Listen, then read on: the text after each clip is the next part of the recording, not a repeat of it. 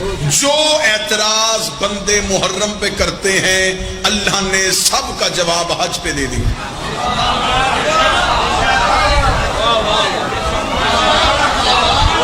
نہیں جی، بندہ پورا مجمع جا کے سنے، میں حج میں سے آپ کو حسین سناؤں.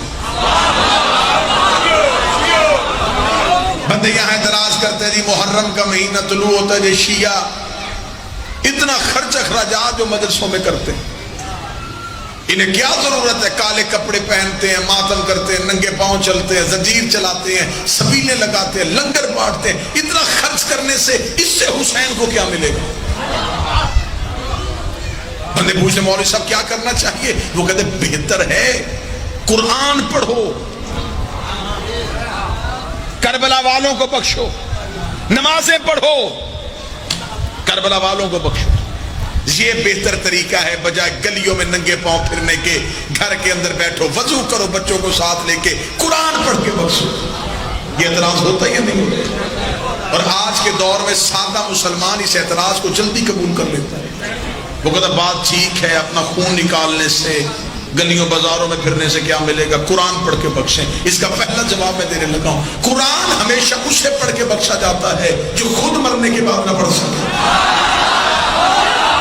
جو بیٹھے وہ تائید فرمائیں.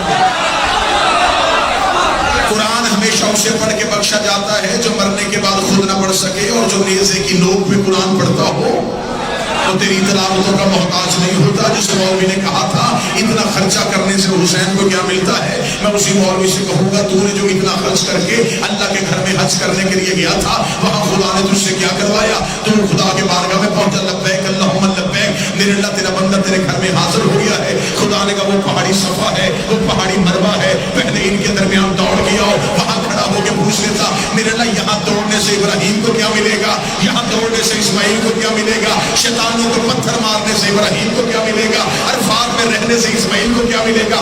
بہتر یہ ہے میں تیرے گھر آ ہی گیا ہوں. قرآن پڑھ کے ابراہیم کو بخشتے ہیں، نمازیں پڑھ کے ہاجرہ کو بخشتے ہیں. لیکن مولوی کہتے وہاں اللہ کہتا ہے یہاں سب کچھ وہ کرنا پڑے گا جو میں کہوں گا. کس لیے کرنا پڑے گا؟ خدا کے اگر 2-4 سال یہاں کوئی نہ دوڑا تو لوگوں کو پتہ ہی نہیں چلے گا یہاں ہوا کیا تھا، یہاں ماں کون آئی تھی، یہاں بیٹا کون آیا تھا، یہاں شوہر کون آیا تھا. مجھے عزت قرآن کی قسم ہے جیسے حج میں اللہ واقعے کو زندہ کرتا ہے، اگر ہر سال شکم محرم کو حسین کے ماتمی یا حسین کہہ کے گلیوں میں نہ آئے، دنیا کو پتہ ہی نہ چلے حسین کون تھا، یزید کا.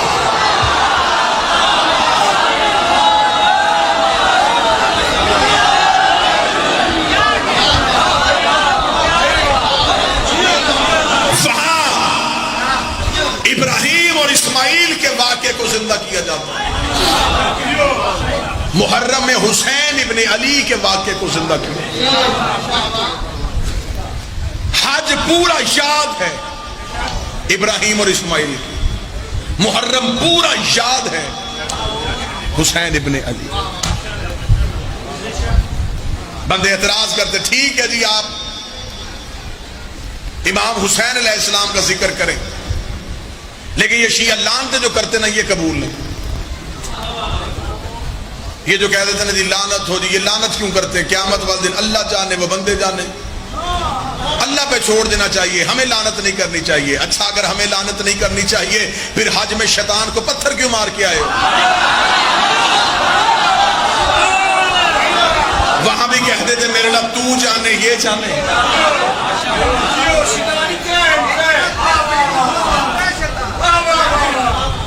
چلو اشارہ کیا ہے تو میں بتا دیتا ہوں 3 ہیں کیوں. نہیں علمی حوالے سے بات کریں. ایک تھا نا، ایک شیطان تھا جس نے آدم کے سجدے کا انکار کیا تھا. وہاں 3 مختلف کیوں؟ شہید ملت ہمارے بزرگ فاضل علوی صاحب کہا کرتے تھے سوچ کسی اور جگہ پہ نہ لگانا، جو بات میں پیدانے لگا اس بات کو سمجھا. 3 جگہوں پہ کنکر کیوں مارے جاتے؟ بچوں کے لیے بات کھولنے لگا. اس شیطان نے 3 مختلف حلیوں میں آ کے ابراہیم کی قربانی کو روکنے کی کوشش کی. خدا نے کہا قیامت تک کے لیے اس کے تینوں حلیوں پہ لعنت ہو۔ کون سے؟ میں حلیے بتا دیتا ہوں۔ حضرت ابراہیم جب اسماعیل کو لے کے گھر سے نکل آئے، اس نے پہلا حملہ کیا ابراہیم کی بیوی پہ، نام تھا بی بی کا ہاجرہ۔ یہ بھیس بدل کے آیا، شیطان کے پاس یہ طاقت ہے، یہ روح بدل لیتا ہے اور یہ بڑے معزز روپ میں آتا ہے۔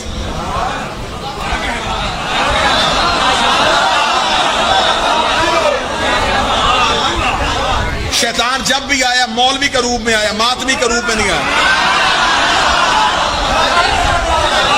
یہ کپڑے وہی پہنتا ہے جو اسے فٹ ہو۔ یہ بھیس بدل کے بی بی ہاجرہ کے دروازے پہ اس نے دستک دی۔ اندر سے اسماعیل کی ماں نے پوچھا کون ہے؟ کہنے لگا بی بی تیرا ہمدرد ہوں۔ بی بی نے کہا کیوں آیا؟ کہنے لگا پوچھنے آیا ہوں تیرا بیٹا اسماعیل کہاں ہے؟ تفاسیر کہتی ہے بی بی نے کہا اپنے باپ کے ساتھ اس کے دوست کے گھر دعوت پہ گیا۔ کہنے لگا نہیں بی بی دعوت پہ نہیں گیا، چھری ساتھ لے کے گیا ہے، رسی ہاتھ میں ہے، تیرے بیٹے کو ذبح کرنے کے لیے گیا ہے۔ بی بی نے کہا باپ ہو کے بیٹا کیسے ذبح کر سکتا ہے؟ کہنے لگا اپنا اللہ راضی کرنا چاہتا ہے۔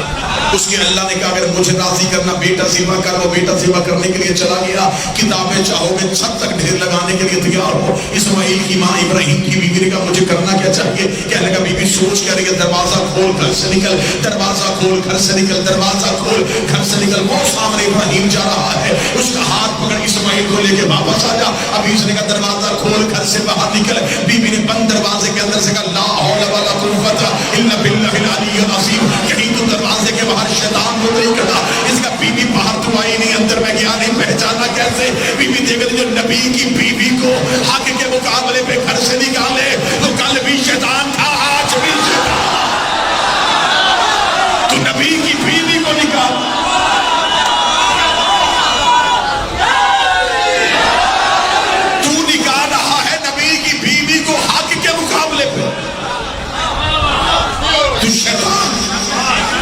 حاجی جب پہلے شیطان کو پتھر مارتے تو صرف شیطان کو نہیں لگتا،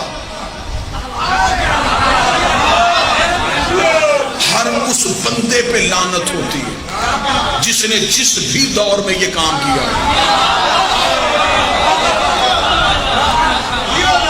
جو نہیں جا سکے ٹی وی پہ جا کے دیکھ لو، وہاں پہ شیطان کھڑے، وہاں پر تو سیمنٹ کے بڑی بڑی دیواریں بنی، پتھر دیوار کو لگتا ہے، اللہ کہتا ہے شیطان کو لگتا ہے۔ میرے مالی یہ تو دیوار ہے، فرمایا بے شک دیوار ہے، لیکن میں تمہیں بتا رہا ہوں اگر کسی پہ لعنت کرنی ہو اصل نہ ملے تو شبیہ بنا لیا کرو، اگر کسی پہ عزت کرنی ہو اصل نہ ملے تو شبیہ بنا لیا کرو۔ پہلا شیطان، پہلا حلیہ، پہلا پڑھ دیا جی۔ پہلے کو پتھر اس لیے مارا جاتا ہے کہ اس نے نبی کی بیوی کو حق کے مقابلے پہ گھر سے نکالنے کی کوشش کی۔ پہلے کردار پہ لعنت ہو گئی۔ دوسرا کون سا کردار؟ یہ بھیس بدلا ہوا تھا، یہ ابراہیم کے پیچھے آیا، اسے پتا چلا کہ ہاجرہ تو آئی نہیں، اب یہ ابراہیم کے پیچھے چل رہا، ساتھ ساتھ چل رہا۔ ابراہیم سے کہنے لگا آج باپ اور بیٹا کہاں جا رہے ہیں؟ ابراہیم نے کہا قربانی دینے جا رہا ہوں۔ کس کی؟ بیٹے کی۔ کیوں؟ اللہ کو راضی کرنے کے لیے۔ کس لیے؟ فرمایا خواب آیا، جب خواب آیا ہے، اور قرآن بھی کہتا ہے لقد صدقت الرؤیا، ابراہیم نے خواب دیکھا تھا، اس کی تعبیر کی۔ جب ابراہیم نے کہا میں نے خواب دیکھا ہے، ابلیس دیکھ کر جانے دے ابراہیم، میں نے بھی کئی بار ایسے خواب دیکھے ہیں، میں نے تو کبھی اپنا بچہ ذبح نہیں کیا۔ اتنا کہنا تھا، ابراہیم نے پھیرتی ہوئی آنکھوں سے دیکھا، آواز آئی لا حول ولا قوت الا باللہ العلی العظیم۔ کیا تو شیطان ہے؟ کہنے لگا تم نے کیسے پہچانا؟ فرمایا تو نبیوں کو اپنے جیسا سمجھے، وہ بندے نہیں ہوتے، شیطان ہوتے۔ جو بھی نبی کو اپنے جیسا سمجھے، جو بھی سمجھے، اس کا مطلب ہے جب دوسرے شیطان کو پتھر مارا جاتا ہے تو صرف شیطان کو نہیں لگتا، ہر اس بندے پہ لعنت ہوتی ہے جو نبی کو اپنے جیسا سمجھے۔ دو لعنتیں پہنچ گئی، تیسری پہنچنے لگی۔ ہاجرہ پہ حملہ کیا، ہاجرہ نے پہچان لیا، ابراہیم پہ آیا، ابراہیم نے پہچان۔ جناب ابراہیم اسماعیل کو بٹھا کے جگہ صاف کر رہے تھے کہ یہاں بیٹا لٹانا ہے۔ یہ اسماعیل کے پاس آ کے بیٹھ گیا. اس نے کہا یہ جلدی آ جائے گا, یہ بچہ ہے. اسے نہیں پتا تھا نبی بچپن میں بھی نبی ہوتا ہے. اسماعیل کے پاس بیٹھ کے کہنے لگا کتنا خوبصورت ہے, کتنا پیارا ہے, کیوں باپ کی بات مان رہا ہے؟ ابراہیم کی طرف دیکھ کے اسماعیل نے کہا کیا کروں؟ کیا کہا جا گھر جا, ماں انتظار کر رہی ہے. اسماعیل نے کہا پاپا کیا سوچے گا؟ کیا کہا جانے دے, باپ بڑھا ہو گیا, بڑھاپے میں فیصلے ٹھیک نہیں ہوتے. اس نے بڑھاپے میں بات کہہ دی, تو نے مان لی, جا گھر جا تیری ماں انتظار کر رہی ہے. اس نے اتنا کہنا تھا کہ بڑھاپے میں بات نہیں مانتے. اسماعیل نے پھر دی آنکھوں سے دیکھا, نیچے سے پتھر اٹھایا, پتھر کا اٹھانا تھا, شیطان بھاگا. اسماعیل نے پیچھے سے پتھر مار کر لا حول ولا قوت الا باللہ العلی العظیم, تو مجھے گمراہ کرنے آیا تھا. کہنے لگا تیری ماں نے پہچانا, چپ رہا, تیرے باپ نے پہچانا, چپ رہا, تو بھی بچہ ہے, تجھے کیسے پتہ چل گیا؟ اسماعیل نے کہا کام وقت تجھے نہیں پتا, جو نبیوں کے دماغ میں شک کرے وہ کل بھی شیطان تھے, آج بھی شیطان.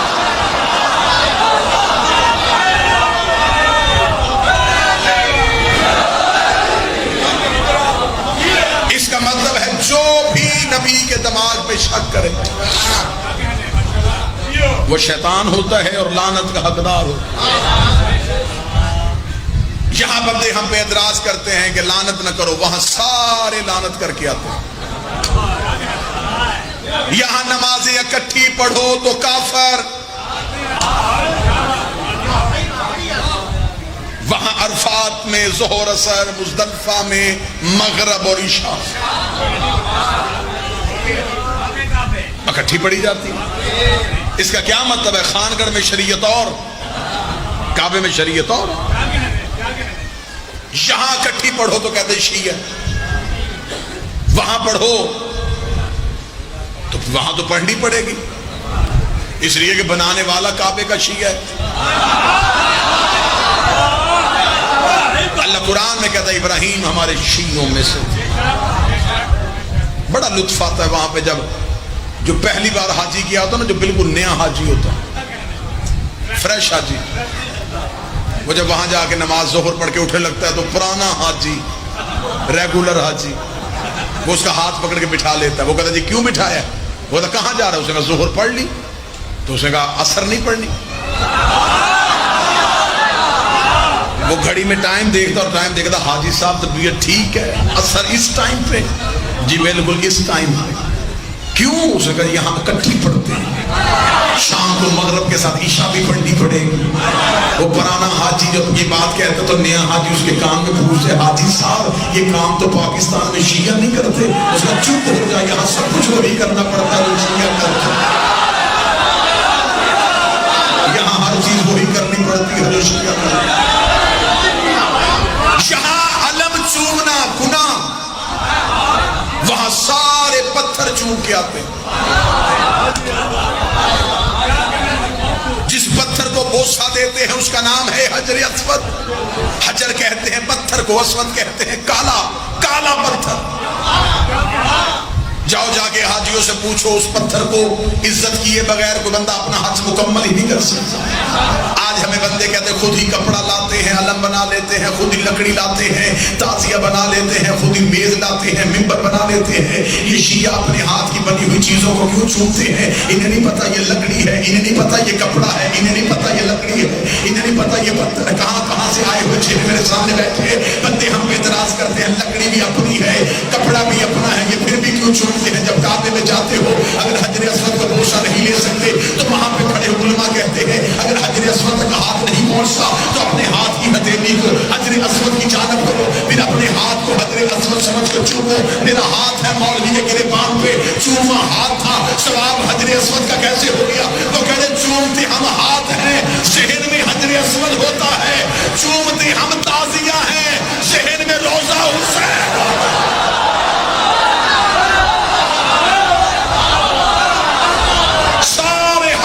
حسین کی عزاداری کا جواب مل رہا ہے جی. سارا حج حسین کی عزاداری کے جواب میں. یہاں بندے ہم پہ اعتراض کر دے جی مجلس ہو رہی تھی مستورات ساتھ بیٹھی تھی، اعتراض کرنے نا، ڈھونڈنے اعتراض جی جلوسوں میں عورتیں ساتھ، مجلسوں میں ساتھ۔ اسلام تو پردے کا حکم دیتا، اسلام تو عورت کو چار دیواری میں رہنے کا حکم دیتا۔ یہ مجلسوں میں کیوں بیٹھتی ہیں؟ آؤ میں تمہیں جواب دوں۔ یہ جتنی بیٹھی ہیں مجمع میں، کسی کی ماں، کسی کی بہن، کسی کی بیٹی، کسی کی بیوی۔ جب طواف کعبہ کرتے ہو عورت کسی ملک کی، بیٹھے ہیں کہ چلے گئے، مرد کسی ملک، وہاں بھی بندہ غیرت کرے، اللہ کے گھر کے دروازے کے سامنے ہاتھ پھیلا، نہیں میرے اللہ، ایک دن عورتیں طواف کریں، ایک دن ہر طواف کریں۔ لیکن کہتے جی وہاں تو عبادت ہو رہی ہوتی ہے، عبادت میں تو ہوش ہی نہیں ہوتی۔ جس نے کعبہ بنایا وہاں ہوش نہیں ہوتی، تو جس نے کعبہ بچایا تھا۔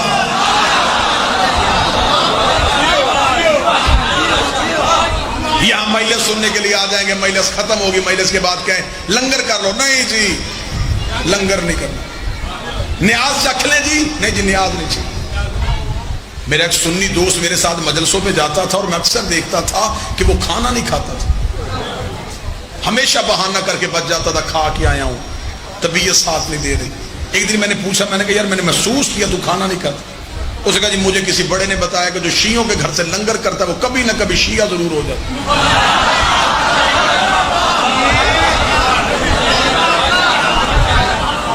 بات تو سچ ہے، لنگر بولتا تو ہے۔ یہ بات میں نے تو نہیں بنائی، بزرگوں نے بنائی تھی، جس کا کھاؤ۔ مجلس میں بندے نیاز نہیں لیتے، کہتے یہ تبرک، یہ نیاز، یہ اسلام میں ہے ہی نہیں۔ ایسا ہے کہ نہیں ہے؟ میں نے بڑی سادہ سادہ باتیں کی ہیں جی، سادہ باتوں سے میں نے عزاداری کا جواب دیا ہے۔ جو جواب ہمیں عزاداری کے دنوں میں بندے پوچھتے ہیں، سب کا جواب میں نے محرم میں دے دیا، حج میں ہر چیز کا جواب۔ یہاں بندے تبرک نہیں لینے دیتے، اسلام میں ہے ہی نہیں۔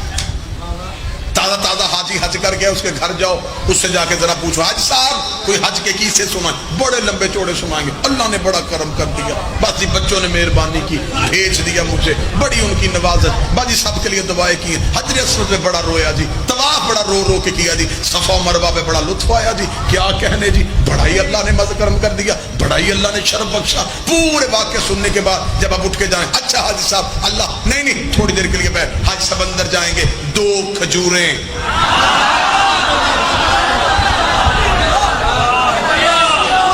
چھوٹی شیشی میں پانی، فوراً حاجی صاحب سے آپ کہیے گا حاجی صاحب یہ کیا ہے؟ یہ کھجوریں اور پانی۔ نہیں حاجی صاحب کھجوریں تو یہاں سے بھی مل جاتی ہے، پانی ہمارے گھر میں۔ اور یہ وہ نہیں ہے، یہ میں وہاں سے لے کے آیا ہوں۔ کہاں سے لے کے آئے ہیں؟ یہ جی میں تبرک لے کے آیا ہوں، تجھے اسماعیل کی ایڑیوں سے نکلنے والا پانی تبرک لگ گیا، حسین کی سبیل کا پانی۔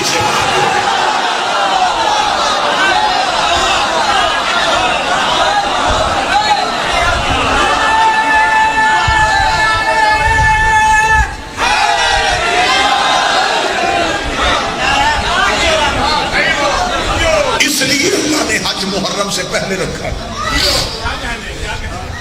جتنے اعتراض حج پہ ہونے ان سب کا جواب، جو بھی جواب ہے وہ اللہ دے دیتا ہے سارے، تاکہ حسین کی عزاداری پہ کوئی سوال اٹھے۔ وہاں جاتے ہیں بندے، واپس آ کے کہتے ہیں جی صرف اللہ ہی مدد کرتا ہے، اللہ کے علاوہ کوئی مدد نہیں، صرف یا اللہ مدد۔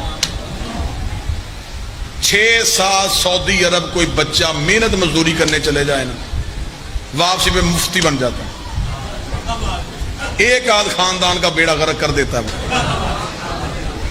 میں جی وہاں رہا ہوں، نہ میں نے وہاں کو ختم دیکھا ہے، نہ درود دیکھا ہے، ایسا ہے۔ میں معاشرے کی باتیں کر رہا ہوں، نہ کوئی مشکل بات ہے تو میں تمہارے معاشرے کی باتیں کر رہا ہوں۔ تمہارے گاؤں کا ایک بچہ سعودی عرب چلا جائے، وہ 10 سال 5 سال رہ کے واپس آ کے اس کے حالات دیکھ لیں، اس کو جی فاتحہ اسے کہا ہوتی نہیں، دعائیں مغفرت پہنچتی نہیں، یا رسول اللہ مدد ہے ہی نہیں، یا علی مدد بدعت ہے، होता ही नहीं, कब्रों पे जाना छोड़ देते हैं। आप आज आके जाके मदीना मुनव्वरा में देखें, रोज़ा रसूल की जाली नहीं चूमने देते। वहां पे उन्होंने शुरते खड़े किए हुए हैं, जब वो बंदा जाली चूमने लगता है, अगर आप पाकिस्तानी हैं तो फौरन उर्दू में कहेंगे लोहे की जाली चूम रहे हो, पढ़े लिखे हो, जाली तुम्हें क्या देगी। वल्लाह व खुदा मैं खुद गया हूं, मैंने अपने कानों से सुना, वो खड़े हो गए, माता मोहम्मद तो मर गए। फिर वो खाना काबा की तरफ हाथ करके कहते हैं वो जिंदा है, जिंदा को छोड़ के मुर्दों से मांग रहे हो। वहां पे गए, बंदे का दिमाग खराब है, लेकिन हद है उनकी मुनाफिकत की। खुद रोजा रसूल की जाली नहीं चूमने देते और अपने सऊदी अरब के बादशाह के हाथ चूमते। एक दफा एक शिया आलिम दीन सऊदी अरब हज के लिए गए, पता चला शिया आलिम दीन है। उन्होंने कहा बुलाओ जरा, इसकी तौहीन करें, इसकी तज़हीक करें। उसे बुलाया गया, बुला के एक दावत का एहतमाम हुआ। जब दावत का एहतमाम हुआ, सऊदी बादशाह अपने कमरे से निकल के आया तो सारे सरकारी मौलवियों ने उसके हाथ चूमने शुरू कर दिए। जब वो शिया आलिम दीन के पास आया तो शिया आलिम दीन ने सऊदी बादशाह के हाथ नहीं चूमे। उन्होंने अपने जेब से छोटा कुरान जो सफर में अपने पास रखते थे वो निकाल के अपने हाथों पे खोल के रख लिया। जो ही उन्होंने खोला और अपने हाथों में रखा, सऊदी बादशाह ने उनके हाथ में खुला कुरान देखा। सऊदी बादशाह कुरान को चूमने के लिए झुका, उन्होंने कुरान बंद कर दिया। सऊदी बादशाह ने कुरान को बाहर से चूमा, जब चूम लिया तो उसी वक्त शिया आलिम दीन का सऊदी बादशाह इतना बड़ा शहनशाह हो कि ये कौन सा चाबियों जैसा काम किया है। उसने कौन सा काम किया है? उसने ये तूने चमड़े की जिन चूम ली है। उसने चमड़ा तो नहीं चूमा, मैंने तो कुरान चूमा है। उन्हें कुरान खोलकर कुरान अंदर है बाहर चमड़ा है, कुरान अंदर है बाहर चमड़ा है। उसने कहा मैं चमड़ा नहीं अंदर वाला कुरान चूम रहा था। उसने कहा मैं भी तुझे यही समझाने आया हूँ, हम भी लोहे की जाली नहीं चूमते, अंदर वाला रसूल चूमते।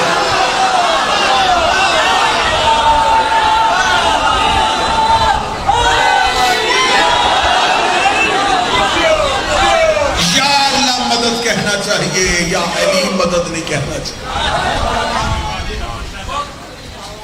अल्लाह मदद करता ही आले मोहम्मद के जरिए से, उसने नबियों की मदद भी की है तो इनके जरिए से। लिहाजा चार मौलवियों के जिद में आके अपनी कब्र बर्बाद न करना। चार कच्ची दीवारें हैं कब्र की,